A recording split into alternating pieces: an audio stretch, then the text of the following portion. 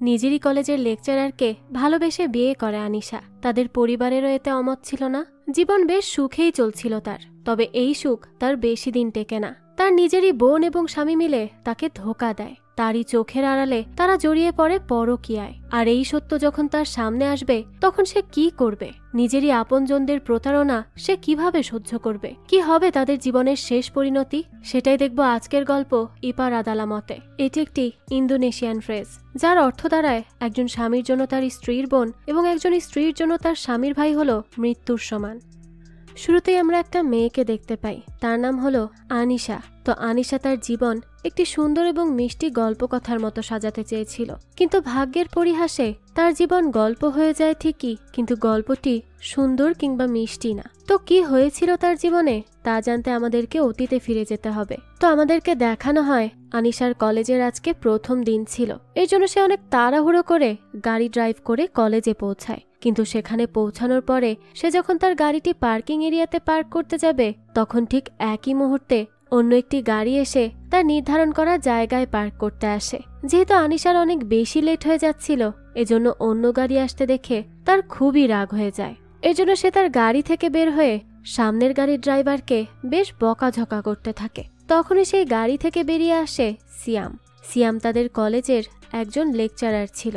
তো সিয়াম গাড়ি থেকে বেরিয়ে এসেই আনিশাকে প্রথমে সরি বলে। এরপর বলে যে এই পার্কিং এরিয়া যেহেতু প্রফেসরদের জন্য নির্ধারিত, এই জন্য সে এখানে গাড়ি পার্ক করার কথা ভেবেছিল। কিন্তু আনিশা যেহেতু অনেক বেশি তাড়াহুড়ার মধ্যে আছে, এর জন্য সে এখানে গাড়ি পার্ক করতে পারে, কোনো সমস্যা নেই। তো সিয়াম একজন প্রফেসর এই কথা শুনে তো আনিশা অনেক বেশি ঘাবড়ে যায়। তাই তো সে বারবার সিয়ামকে তার উল্টোপাল্টা কথার জন্য সরি বলতে থাকে। এরপরই সে তাড়াতাড়ি করে তার ক্লাসে চলে যায়। সেখানে যাওয়ার পরই সে দেখে যে সিয়াম তাদের ক্লাসেরই একজন প্রফেসর। এটা দেখে তো তার আরো অবস্থা খারাপ হয়ে যায়। তো সিয়াম সেখানে পড়াতে আসলে আনিশা বই দিয়ে তার মুখ ঢাকতে থাকে, কারণ সে সকালেই যা করেছে তার জন্য অনেক বেশি লজ্জায় পড়ে গিয়েছিল। কিন্তু তখনই তার পাশে থাকা বান্ধবী জিজ্ঞেস করে যে সিয়াম কি সিঙ্গেল?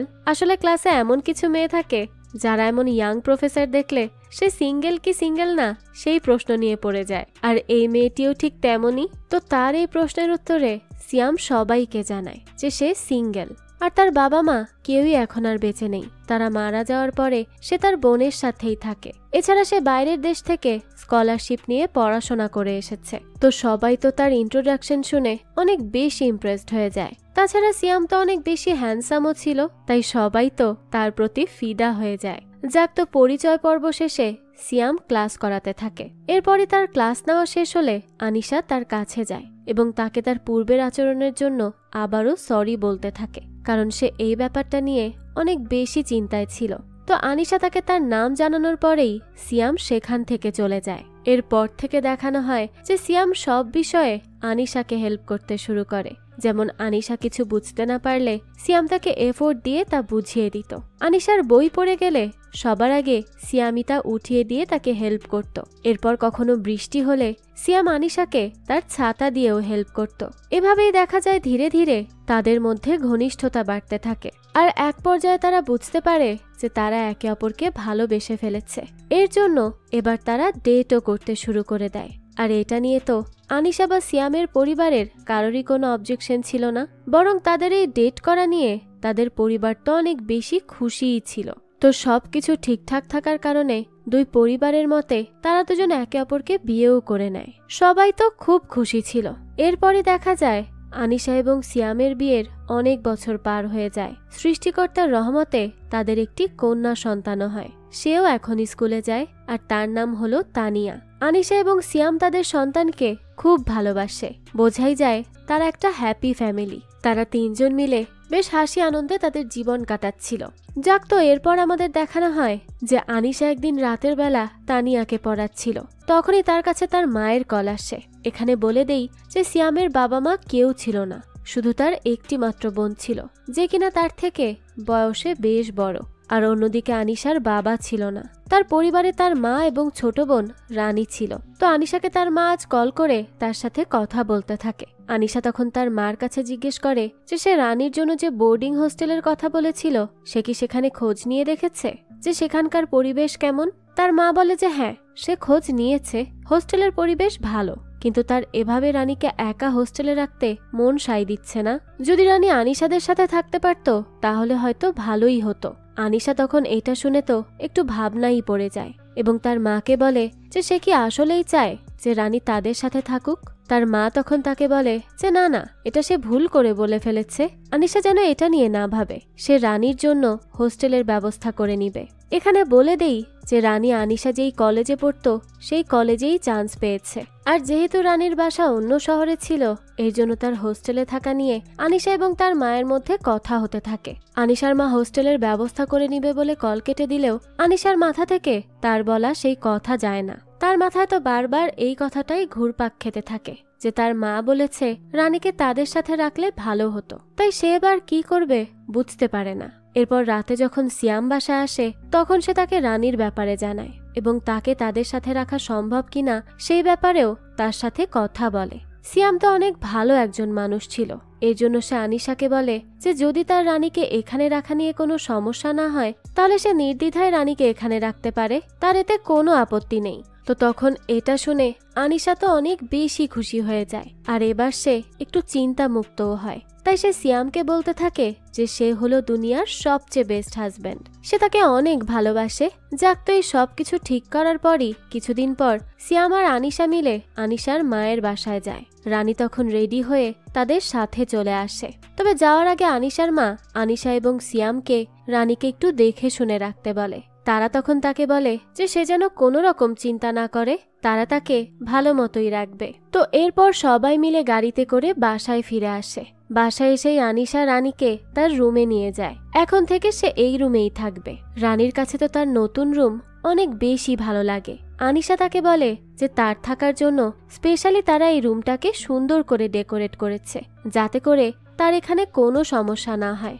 রানীও তো তখন অনেক বেশি খুশি হয়ে যায়। এরপর আনিশা রানীকে বলে যে সে নতুন নতুন কলেজে যাবে, সেখানে গিয়ে যেন সে খুব সাবধানে থাকে, কারণ এই শহরের ছেলেদের অনেক সমস্যা আছে। তাই রানী যেন ছেলেদের থেকে যত দূরে থাকা সম্ভব তত দূরে নিজেকে রাখার চেষ্টা করে, আর কাউকে যদি তার ভালো লেগে যায় তাহলে তো অন্য কথা। এরপরই রাতের বেলা দেখানো হয় আনিশা সিয়ামকে বলে যে সে রানীকে এখানে থাকতে দিয়ে তাদের অনেক বড় উপকার করেছে। সিয়াম তখন বলে যে এত তাড়াতাড়ি তাদের খুশি হওয়া উচিত না, কারণ তারা জীবনে এই প্রথমবারের মতো একজন প্রাপ্তবয়স্ক মেয়েকে সামলানোর দায়িত্ব নিয়েছে। এটা অনেক বড় একটা দায়িত্ব, এগুলো এত সহজ নয়। তো এরপরই আমাদেরকে পরদিন সকালের দৃশ্য দেখানো হয়। সকাল 11টা বেজে যায়, রানী এখনো তার কলেজে যাওয়ার জন্য রেডি হয়নি। এর জন্য তো আনিশা রানীর ক্লাসের প্রথম দিন নিয়ে অনেক বেশি চিন্তায় পড়ে যায় যে প্রথমেই সে দেরি করলে এরপর কি করবে। তাই সে রানীকে তাড়াতাড়ি করে রেডি হয়ে নিতে বলে।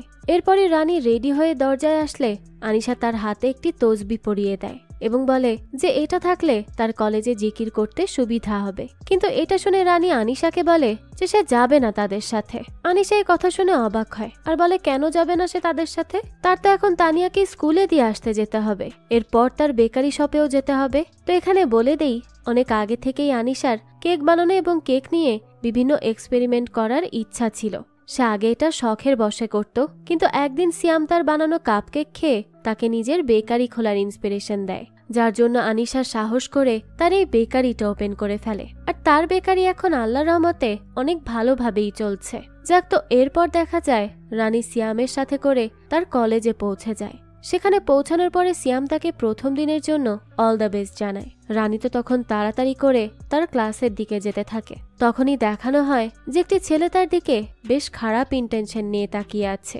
রানী তো অনেক তাড়াহুড়োর মধ্যে ছিল, তাই সে এসব কোনো কিছুই খেয়াল করে না। তো এরপরই দেখানো হয় আনিশাকে। সে তানিয়াকে স্কুলে দিয়ে তার বেকারিতে যায়। সেখানে তার সাথে তার কলেজের সেই ফ্রেন্ড মান্দা দেখা করতে আসে। মান্দা আনিশার বানানো বিভিন্ন ধরনের কেকগুলো ট্রাই করে, আর সে এগুলোর অনেক প্রশংসা করতে থাকে যে সে তো অনেক ভালো কেক বানায়। এরপরই সে আনিশাকে বলে যে রানী যে তাদের সাথে এসে থাকছে এ ব্যাপারে সিয়ামের কি মন্তব্য।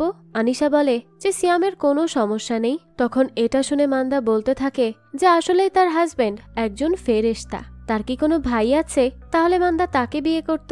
এটা শুনে তো আনিশা বেশ অকওয়ার্ড ফিল করে আর সেখান থেকে উঠে চলে যায়। আসলে মান্দা এমনই, যা মনে আসে তাই বলে দেয়, তার মুখে কোনো কিছুই বাঁধে না। তো এরপরই দেখানো হয় যে সিয়াম তানিয়াকে তার স্কুল থেকে নিয়ে আসতে যায়। তখন তানিয়া বাইরে বেরিয়ে এসে তার বাবাকে তার আঁকা একটি ছবি দেখায়, যেখানে সে তাকে তার বাবা মা এবং রানীকে এঁকেছিল।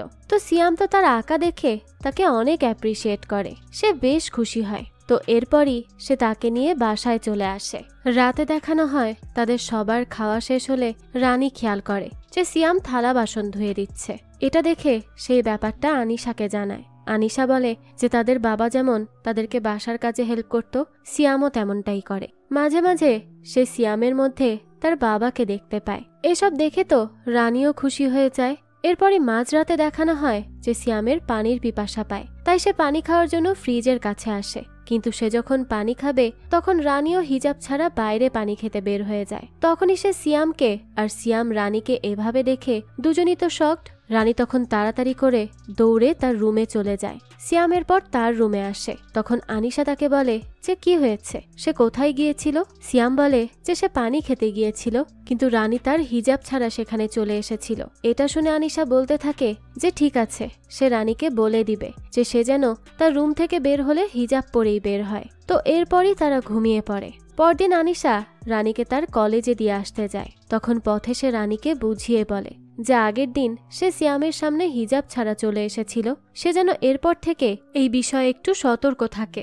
রানীও তখন তার কথা বুঝতে পারে। এরপর সে তার ক্লাসে পৌঁছায়। সেখানে সিয়াম তাদের ক্লাস নিচ্ছিল।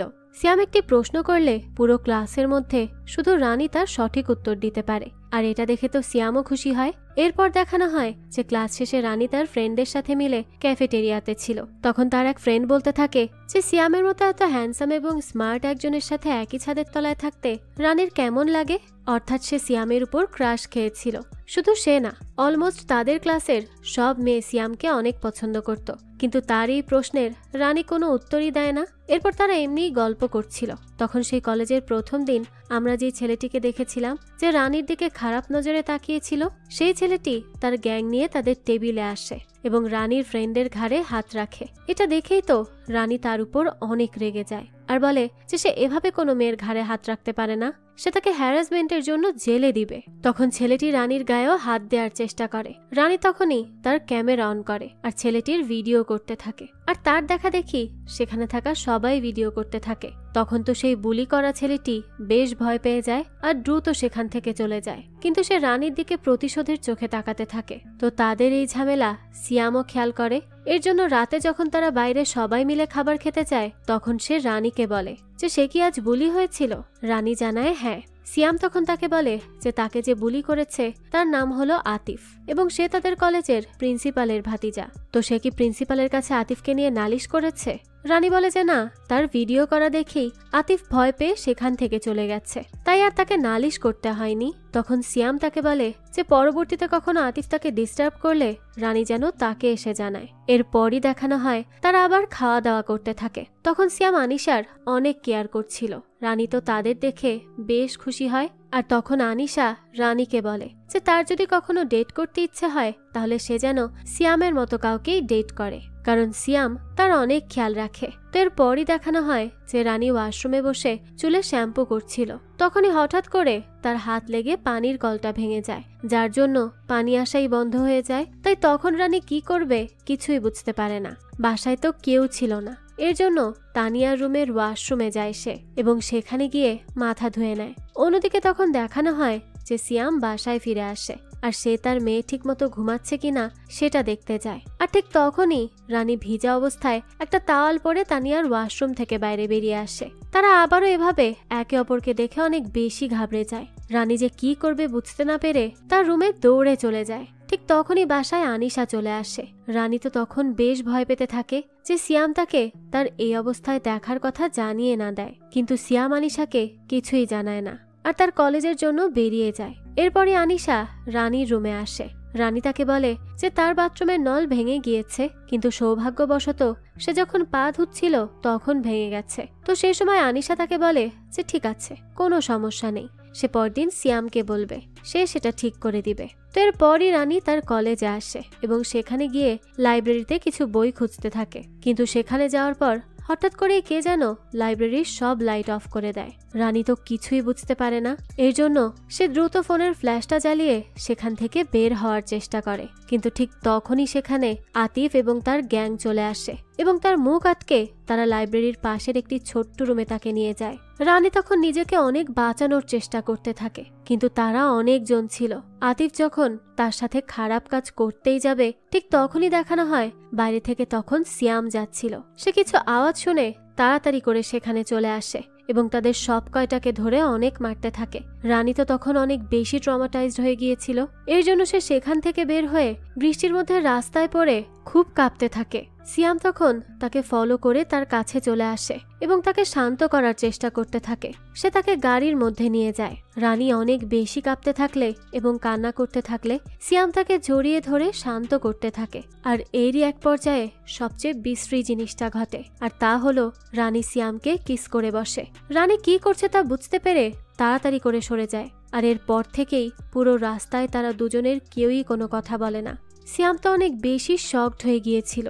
এর জন্য সে ভুলে বাসার রাস্তা ছেড়ে অন্য রাস্তায় চলে যায়, কিন্তু তখনই রানী তাকে ঠিক রাস্তায় যাওয়ার কথা বলে, তাই সে আবারও বাসার রাস্তায় যায়। এরপরই বাসায় এসে আনিশা তাদেরকে এভাবে ভিজে থাকতে দেখে তাদের কাছে জানতে চায় যে কি হয়েছে। তখন রানী তো দৌড় দিয়ে তার রুমে চলে যায়। আর সিয়াম তখন আনিশাকে জানায় যে কলেজে রানীর সাথে কিছু ছেলে খারাপ আচরণ করতে গিয়েছিল, কিন্তু সিয়াম সেখান থেকে তাকে বাঁচিয়ে নিয়েছে।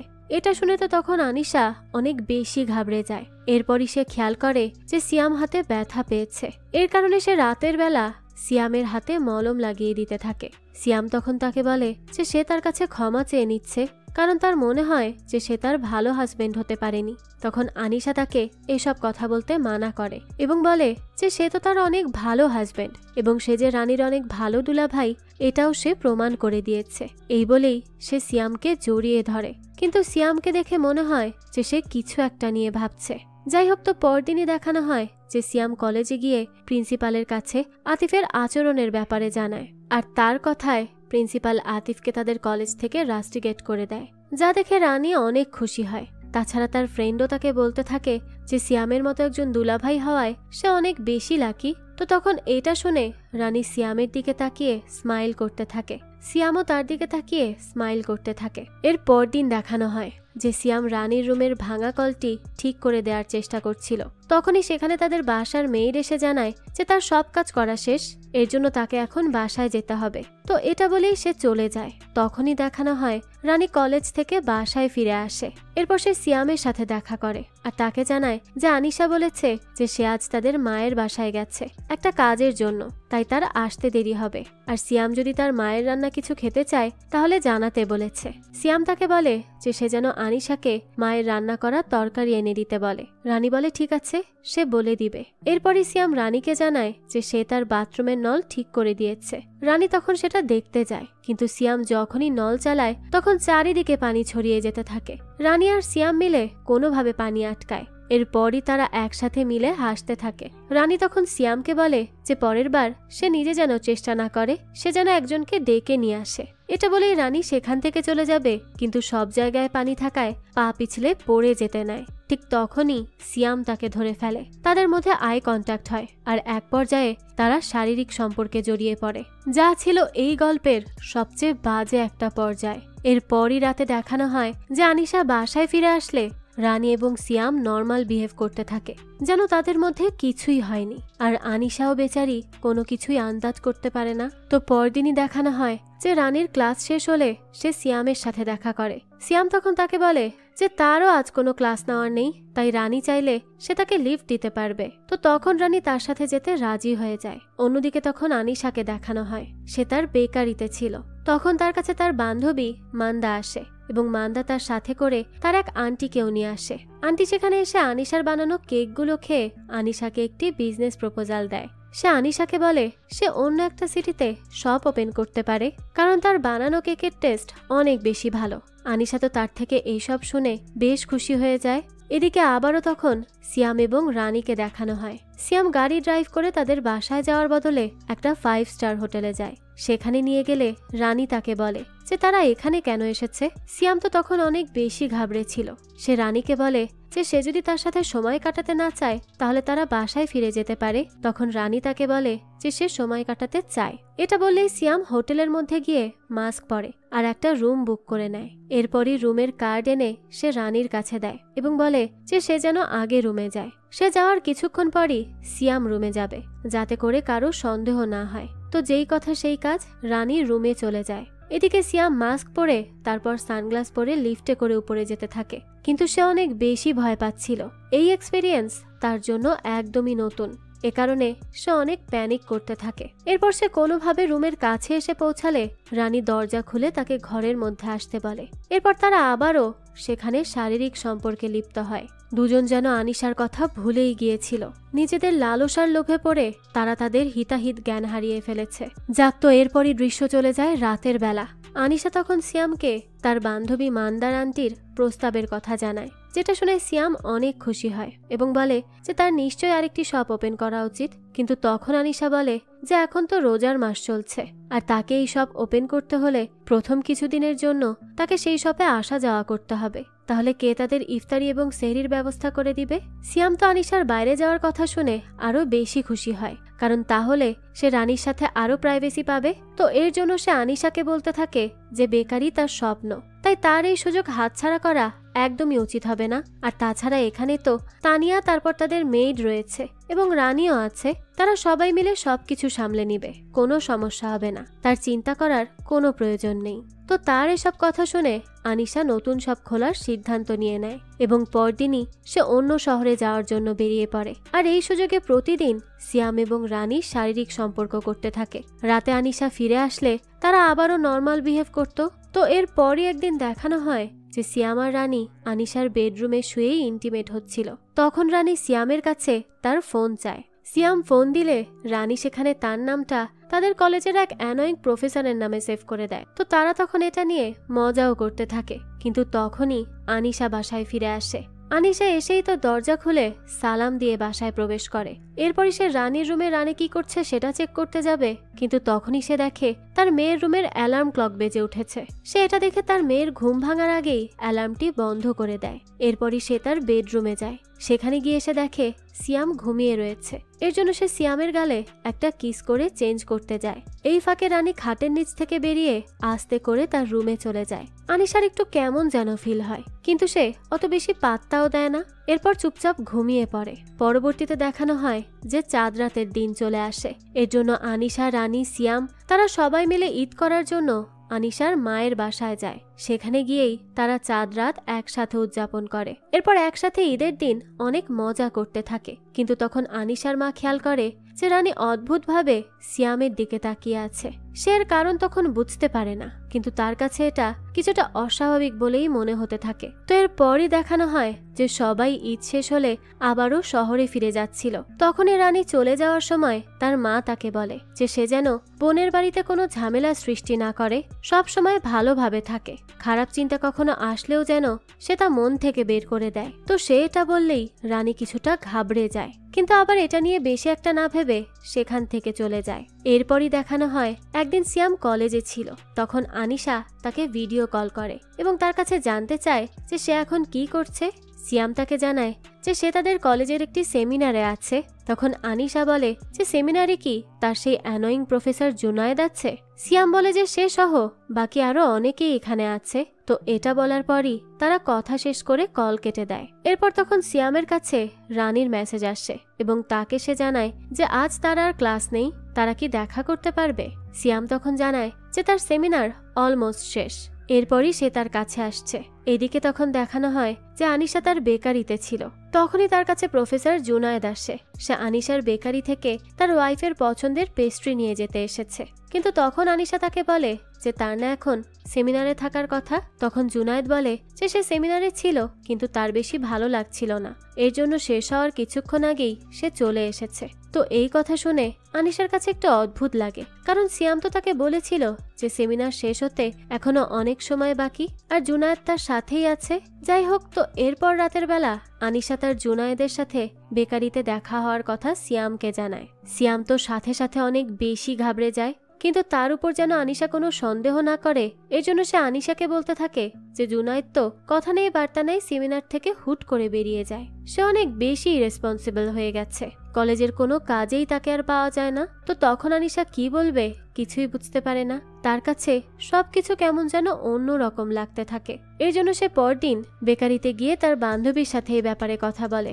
সে তাকে জানায় যে সিয়ামকে তার কেন যেন অন্যরকম বলে মনে হচ্ছে, সে অনেক চেঞ্জ হয়ে গেছে।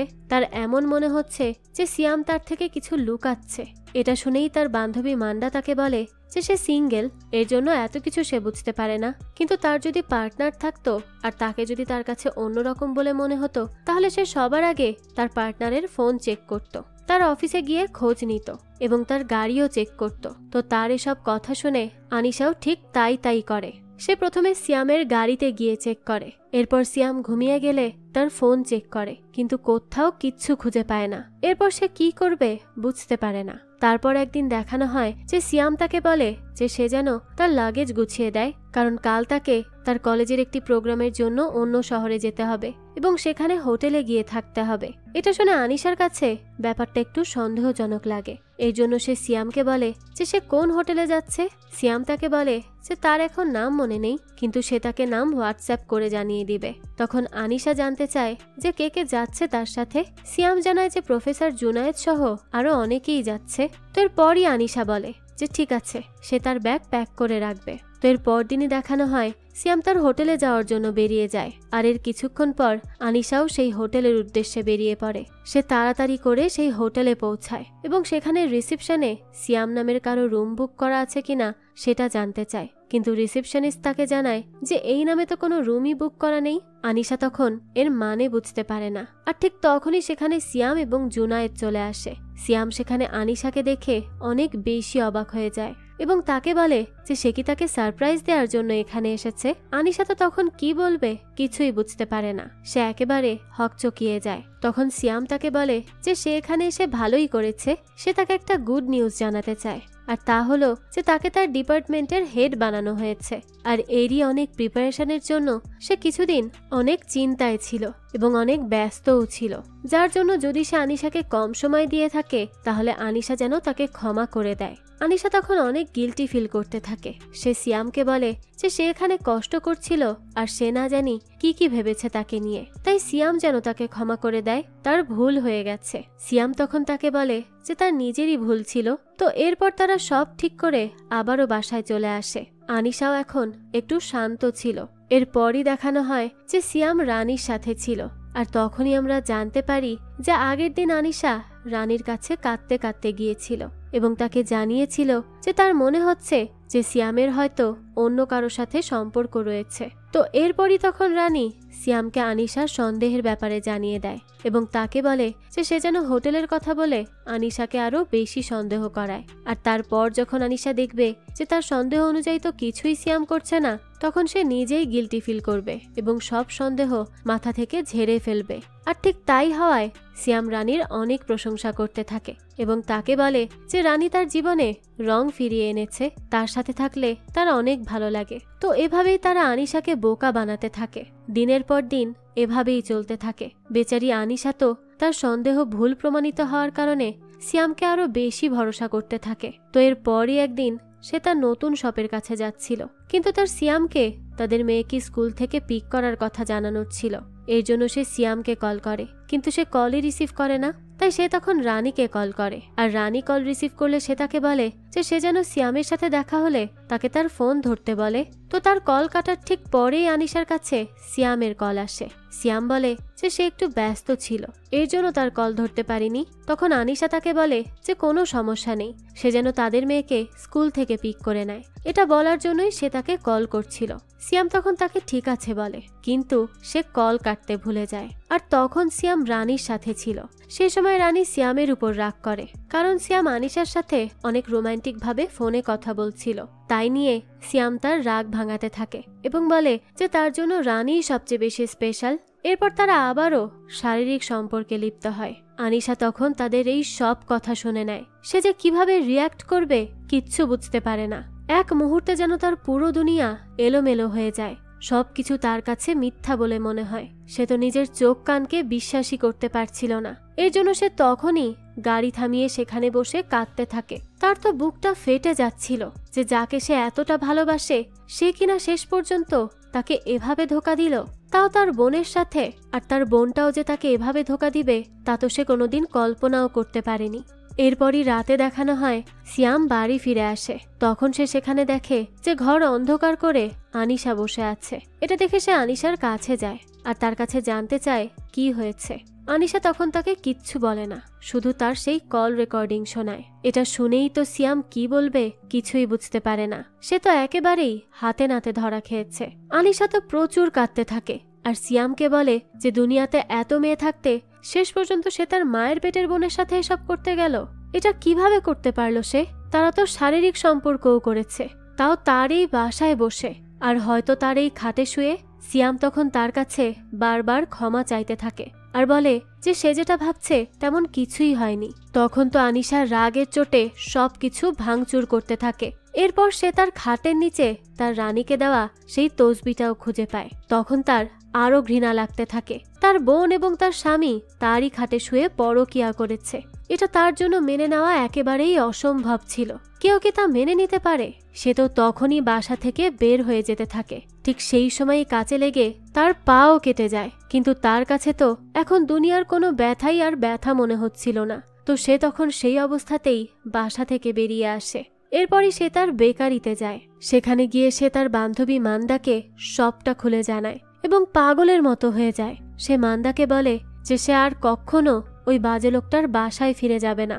এটা বলে সে তার মায়ের কাছে চলে যায়। কিন্তু সেখানে গিয়ে সে রানীকে দেখতে পায়। রানী তাকে দেখে বলতে থাকে যে তার হঠাৎ মার কথা মনে পড়েছিল, এর জন্য সে এখানে এসেছে, কিন্তু মা এখন বাইরে গেছে। তখনই সে আনিশার পায়ের কাঁটাটা দেখে তাকে জিজ্ঞেস করে যে এটা কিভাবে হলো। আনিশা তখন তাকে বলে যে সে কেন করলো এটা তার সাথে। তার কি এতটুকু বুক কাঁপলো না? বোন হয়ে বোনের সাথে এমনটা সে কিভাবে করতে পারলো? সে তাকে তার বাসায় থাকতে দিয়েছিল আর রানী তার উপকারের এই প্রতিদান দিল। রানী তখন বুঝতে পেরে যায় যে আনিশা সবটা জেনে গেছে। এর জন্য সে কি বলবে কিছুই বুঝতে পারে না। তখনই সেখানে তাদের মা চলে আসে। সে এসেই তাদের সব কথা শুনে আনিশাকে জড়িয়ে ধরে কাঁদতে থাকে আর বলতে থাকে যে তার মানে সে যেই ভয় পাচ্ছিল তাই হলো। এটা বলে সে আনিশার কাছে ক্ষমা চাইতে থাকে তার বাসায় রানীকে পাঠানোর জন্য, আর অনেক বেশি কাঁদতে থাকে। কিন্তু তখনই রানী চিৎকার করে বলতে থাকে যে সব দোষ এখন রানীর, তাই না? কিন্তু তারা তাকে কেন একা হোস্টেলে থাকতে দিল না? তাকে ইন্ডিপেন্ডেন্ট হতে দিল না? সবসময় তাদের মা শুধু সব বিষয়ে আনিশার উপরই ডিপেন্ডেন্ট থাকতো। তো এটা শুনে আনিশা বলে যে এত বড় একটি পাপ করে সে এখন কিনা তাদেরকেই দোষারোপ করছে। এটা বলে সে রানীকে একটা চড় মেরে দেয়। আর ঠিক তখনই তাদের মা এত বড় শক নিতে না পেরে ব্রেন স্ট্রোক করে। আনিশার রানী তো তখন অনেক বেশি ঘাবড়ে যায়, তাই তারা তাড়াতাড়ি করে তাকে হাসপাতালে নিয়ে আসে। সেখানে যাওয়ার পর ডাক্তার এক্সামিন করে বলে যে তাদের মা ব্রেন স্ট্রোক করেছে। এর জন্য জ্ঞান ফিরলে অনেক কিছু সে ভুলে যেতে পারে, তাই তারা যেন তার সামনে ডিপ্রেসিং কোনো কিছু না বলে। তো এরপর তাদের মাকে সুস্থ করার জন্য আনিশা তার সামনে এটা শো করতে থাকে যে তার এবং রানীর মধ্যে কোনো সমস্যাই হয়নি। এরপরে মাকে ডিসচার্জ করা হলে তার খেয়াল রাখার জন্য আনিশা তাকে তাদের বাসায় নিয়ে আসে। সেখানে এসে তারা সবাই একসাথে ভালো আছে এটা মাকে দেখানোর চেষ্টা করে, কিন্তু আনিশা সিয়াম এবং রানীকে ইগনোর করতে থাকে। সিয়াম তার সাথে অনেকবার কথা বলার চেষ্টা করে, কিন্তু আনিশা তাকে সাফ সাফ বলে দেয় যে তার মায়ের সুস্থতার জন্য সে এখনো এখানে আছে, তা না হলে এতদিনে সবকিছু সে শেষ করে দিত। তো এরপর একদিন দেখানো হয় যে রাতে আনিশা তার মায়ের কাছে ঘুমাতে যায়। তখন সেখানে রানীও শুয়েছিল। রানী আনিশাকে দেখে সেখান থেকে চলে যেতে চায়, কিন্তু আনিশা তাকে সেখানে শুতে বলে আর নিজে মায়ের পায়ের কাছে ঘুমিয়ে পড়ে। আর এখন রানী অনুশোচনায় ভুগতে থাকে, তাই সে কাঁদতে কাঁদতে আনিশাকে বলে যে সে কি কখনো তাকে ক্ষমা করবে না। আনিশা তখন তার এই প্রশ্নের কোনো জবাবই দেয় না, কারণ তার বোন তার সাথে যা করেছে তা সে কোনোভাবেই মেনে নিতে পারে না, কারণ সে তো তার নিজের রক্ত। যাক, তো এর পরদিনই দেখানো হয় আনিশা কারো বমি করার আওয়াজ শুনতে পায়। তাই সে দ্রুত গিয়ে দেখে যে রানী বমি করছে। এটা দেখেই তো সে রানীকে বলে যে তার মানে কি সে প্রেগনেন্ট। এর মধ্যেই সেখানে সিয়ামও চলে আসে, আর এটা শুনেই তো সে মাথা ধরে সেখানে কাঁদতে শুরু করে যে সে কি সর্বনাশ করে ফেলেছে। তারা এতদিন লালসার ঘোরে কি করে বেরিয়েছে তাদের কারোরই মাথায় ছিল না। লালসার লোভ তারা সংবরণ করতে পারেনি, তাই এখন তারা অনুশোচনার আগুনে জ্বলে পুড়ে মরছে আর অনেক বেশি পস্তাচ্ছে। আনিশা তো এসব দেখে আরও শক পায়। সে সিয়ামকে বলতে থাকে যে সে তার সাথে সাথে তার ছোট বোনের জীবনটাও শেষ করে দিল। সে কি মানুষ? সে এসব কিভাবে করতে পারল? তখনই দেখা যায় রানী তার পা ধরে তার কাছে ক্ষমা চাইতে থাকে, অনেক আকুতি মিনতি করতে থাকে। কিন্তু আনিশা তাকে বলে যে তার কি একবারও সিয়ামের সাথে শোয়ার সময় তার মেয়ের কথা মনে পড়েনি? সে কিভাবে এত বড় জঘন্য একটা কাজ করতে পারল? রানী তখন অনেক কাঁদতে থাকে। ঠিক তখনই সেখানে তাদের আওয়াজ পেয়ে তাদের মা হুইল চেয়ারে করে চলে আসে। তখনই রানী এবং আনিশা দৌড়ে তার কাছে যায় আর তাকে জড়িয়ে ধরে। তখন তাদের মা তাদেরকে বলে যে তারা দুজন বোন, তারা যেন ঝগড়া না করে। আর এটা বলতে বলতেই সে তার শেষ নিঃশ্বাস ত্যাগ করে। এরপর তো তারা সবাই কান্নায় ভেঙে পড়ে। পরবর্তীতে দেখানো হয় মায়ের দাফন করা হয়, সবাই তার কবর জিয়ারত করতে যায়। কিন্তু আনিশা যখন তার মেয়েকে নিয়ে সেখান থেকে চলে আসছিল তখন তার মেয়ে সিয়ামের কাছে যায় এবং তাকে বলে যে সে তার সাথে তাদের বাসায় যাবে, সে তাকে অনেক মিস করছে। এটা বলে সে খুব কাঁদতে থাকে। ছোট বাচ্চাটা তো আর বুঝতে পারে না যে তার মা বাবার জীবনটা কিভাবে তছনছ হয়ে গেছে। সে তো শুধু তার বাবা মাকে ভালোবাসে, তাই তাদের সাথেই থাকতে চায়, তাদের বাড়িতে। এই জন্য বাচ্চাটার খুব কষ্ট হতে থাকে। সে তো ফুপিয়ে ফুপিয়ে কাঁদতে থাকে। কিন্তু তখনই আনিশা তার কাছে আসে এবং তাকে বলে যে তাকে তার সাথে যেতে হবে। বাচ্চা মেয়েটি তার বাবা মা কেন আলাদা হয়ে যাচ্ছে তার তো কোনো কারণই বুঝতে পারে না। আর তখন আনিশা তাকে জোর করে তার সাথে নিয়ে যায়। সে তো বাবা বাবা বলে চিৎকার করতে থাকে, কিন্তু তার বাবারও তো আর সেই মুখ নেই যে সে তার মেয়েকে তার সাথে নিয়ে যাবে। তো এরপরই দেখানো হয় যে অনেকগুলো দিন কেটে যায়। আনিশা সিয়ামকে ডিভোর্স দিয়ে দিয়েছে এবং সে শুধু তার মেয়ে এবং তার শপের দিকেই এখন খেয়াল করে।